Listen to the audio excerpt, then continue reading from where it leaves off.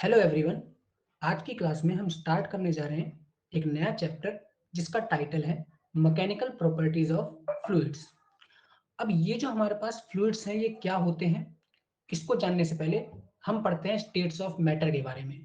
आप सबको पता है हमारे नेचर में तीन तरह के स्टेट्स ऑफ मैटर मौजूद हैं, जिसमें से पहला है हमारे पास सॉलिड। सॉलिड के लिए हम एग्जांपल ले सकते हैं जैसे कि एक बड़ा सा स्टोन या फिर रॉक। ठीक है, जैसे कि आपको यहाँ पे दिख रहा होगा। फिर दूसरा जो हमारे पास स्टेट ऑफ मैटर अवेलेबल है वो है लिक्विड।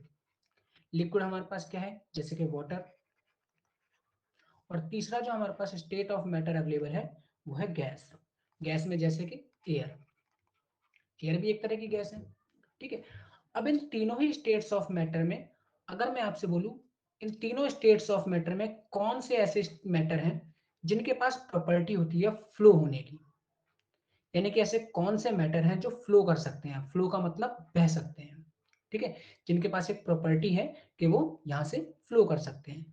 तो आपको पता है लिक्विड इजीली फ्लो कर सकता है, गैसेस भी इजीली फ्लो कर सकते हैं, बट सॉलिड फ्लो नहीं कर सकते क्योंकि सॉलिड्स के पास एक डेफिनेट शेप एंड साइज होता है, जिसकी वजह से वो उसी शेप और साइज में रहते हैं और इस वजह से उसके पार्टिकल जो है वो फ्लो नहीं कर पाते।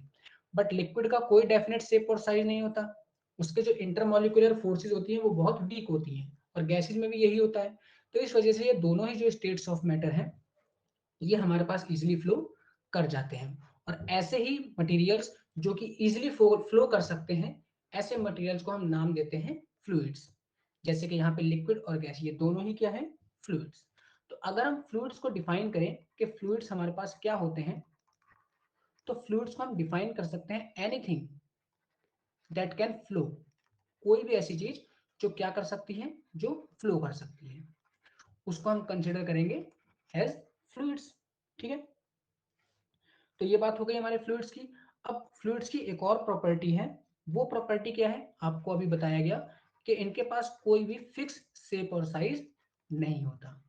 सो they do not have fixed shape and size. इनको आप जिस कंटेनर में डालोगे ये उसी कंटेनर का शेप ले लेते हैं। और इन दोनों के पास ही जो रेजिस्टेंस होता है, ठीक है, शियर स्ट्रेस को अपोज करने का, वो बहुत कम होता है। That means they show very less resistance,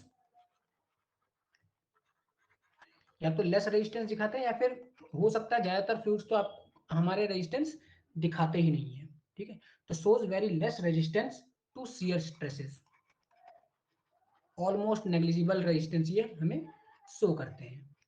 ठीक है, अब देखो, अब ये जो हमने फ्लूइड्स पढ़े, दो तरह के हमारे पास फ्लूइड्स हैं। कौन कौन से? एक हमने बात करी लिक्विड्स के बारे में, और दूसरी हमने बात करी है गैसेस के बारे में। अब ये जो लिक्विड्स और गैसेस हैं इनके अंदर कुछ डिफरेंसेस हैं, या फिर हम बोल सकते हैं इनमें भी कुछ डिफरेंस है। वो डिफरेंस क्या है, बेसिकली कहते तो हम दोनों को फ्लूइड्स हैं, लेकिन फिर भी इन दोनों में कुछ डिफरेंस है। वो डिफरेंस क्या है? वो डिफरेंस ये है कि जो लिक्विड्स होते हैं वो हम इनकम्प्रेसिबल कंसिडर करते हैं, यानी कि जितने भी लिक्विड्स हैं हम उनको कैसा कंसिडर करते हैं, इनकम्प्रेसिबल। ठीक है, मोस्टली लिक्विड्स आपके इनकम्प्रेसिबल होते हैं, जबकि गैसेस को हम इजिली कंप्रेस कर सकते हैं। सो गैसेस आर कंप्रेसिबल। लिक्विड्स के पास एक डेफिनेट वॉल्यूम होता है, they have a definite volume. But जो गैसेस होती हैं इनके पास कोई भी डेफिनेट वॉल्यूम नहीं होता।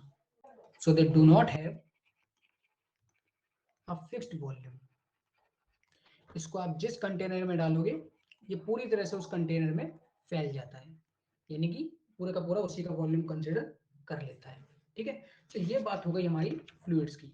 अब इस चैप्टर में हमें फ्लूइड्स की मैकेनिकल प्रॉपर्टीज के बारे में पढ़ना है। ठीक है, तो एक काम करते हैं, थोड़ा सा ओवरव्यू ले लेते हैं कि इस चैप्टर में हम क्या क्या पढ़ने वाले हैं, फ्लूइड्स की क्या क्या प्रॉपर्टीज पढ़ने वाले हैं। अब जैसे कि आप सबको पता होगा, हमारे पास मान लेते हैं एक कार है यहाँ पे। ठीक है, ये हमारे पास एक, मैंने एक कार ड्रॉ करी।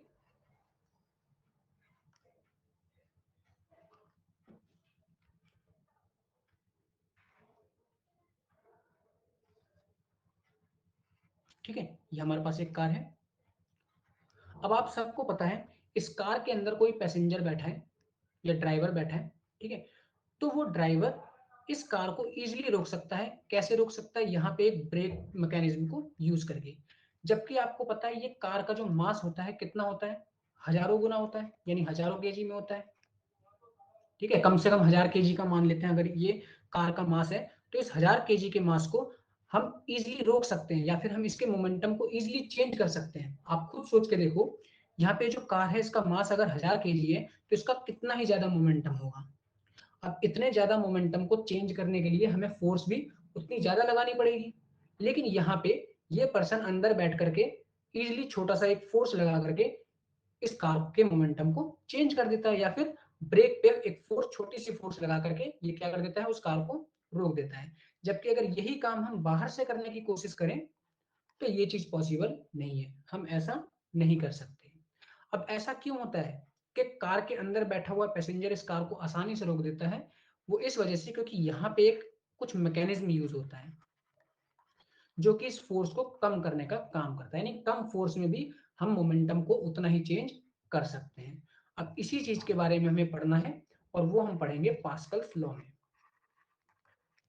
पास्कल्स लॉ, तो एक ये फिनोमिना हो गया जिसके बारे में हमें पढ़ना है।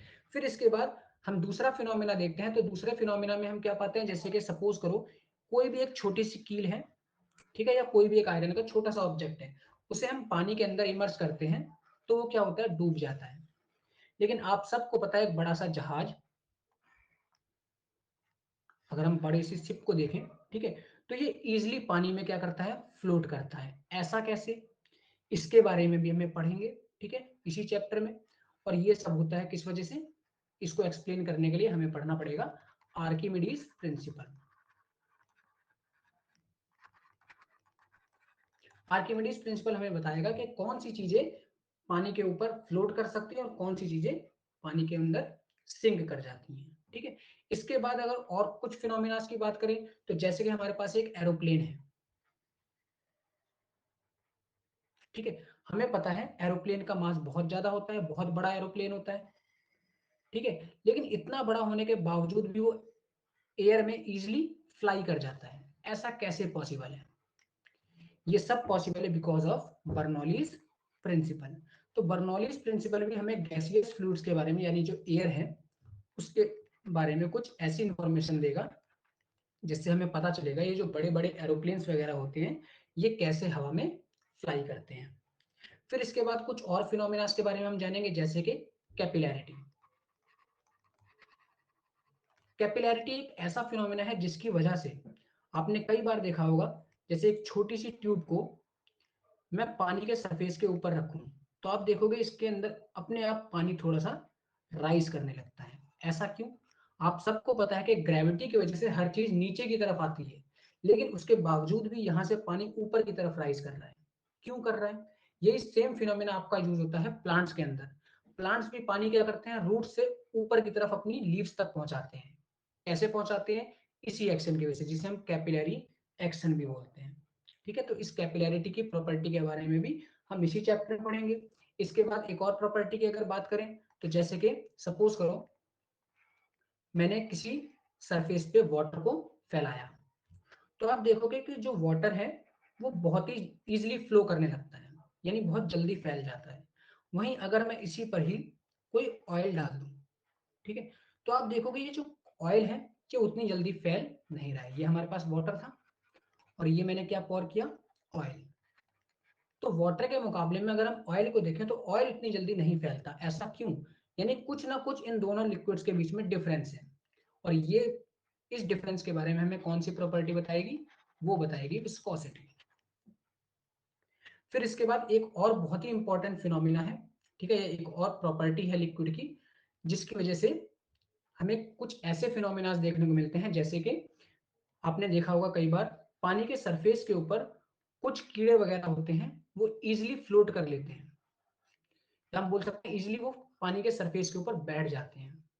तो जब वो पानी के सरफेस के ऊपर बैठ जाते हैं तो अगर आप ध्यान से देखो तो वहां पे होता क्या है, पानी के सरफेस को अगर आप ध्यान से देखो तो जहां पे वो कीड़ा बैठा होगा, ठीक है, वो अपने पैरों से क्या कर देता है, उस सरफेस को डिप कर देता है नीचे हल्का सा, मतलब वो सरफेस नीचे की तरफ झुक जाता है। ठीक है, लेकिन जो उसके पैर हैं वो गीले नहीं होते, क्योंकि उसके पैर जो है वो पानी के अंदर जाते ही नहीं है, वो बस पानी के सरफेस पे ऐसे रखे रहते हैं, जैसे आपको यहाँ पे एक इमेज में दिखाई दे रहा होगा। ठीक है, तो ये सारे फिनोमिनाज हैं जो हमें इस चैप्टर के अंदर कवर करने हैं। तो एक एक करके हम इन फिनोमिनाज को पढ़ेंगे। अब आगे इस चैप्टर की जितनी भी वीडियोस आने वाली हैं, उन सारी वीडियोस को देखने के लिए आप डिस्क्रिप्शन लिंक में जो प्लेलिस्ट दी गई है उस पर क्लिक करके आगे की वीडियोस देख सकते हैं।